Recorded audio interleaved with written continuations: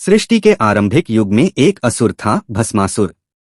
वह अत्यंत शक्तिशाली बनना चाहता था, इसलिए उसने हिमालय के निर्जन वन में भगवान शिव की घोर तपस्या शुरू की। वर्षों तक वह बिना अन्नजल के तप करता रहा। उसकी तपस्या से तीनों लोग कांपने लगे।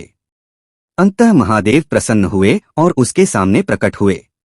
भस्मासुर ने वरदान मांगा, हे महादेव, मुझे ऐसा वरदान दीजिए कि मैं जिसके भी सिर पर हाथ रखूं वह तुरंत भस्म हो जाए। महादेव त्रिकालदर्शी थे, वे भविष्य जानते थे, परंतु शिव भोलेनाथ भी हैं। उन्होंने वरदान दे दिया। वरदान मिलते ही भस्मासुर के मन में अहंकार और अधर्म जाग उठा। उसने सोचा, यदि मैं स्वयं शिव को ही भस्म कर दूं तो मुझसे बड़ा कोई नहीं रहेगा। वह महादेव की ओर बढ़ा और अपना हाथ उनके सिर पर रखने दौड़ा।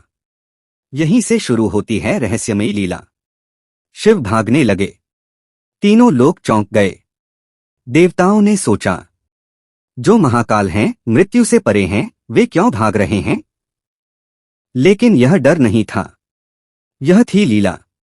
महादेव जानते थे, अधर्म को उसके ही कर्मों से समाप्त करना होगा। वे भागते रहे और भस्मासुर उनके पीछे। धरती, आकाश, पाताल, तीनों लोकों में यह पीछा चलता रहा। फिर प्रकट हुई माया। तभी भगवान विष्णु मोहिनी रूप में प्रकट हुए, अत्यंत सुंदर, मोहक और रहस्यमयी। भस्मासुर मोहिनी को देखकर मोहित हो गया। उसने शिव को भूलकर मोहिनी का पीछा किया।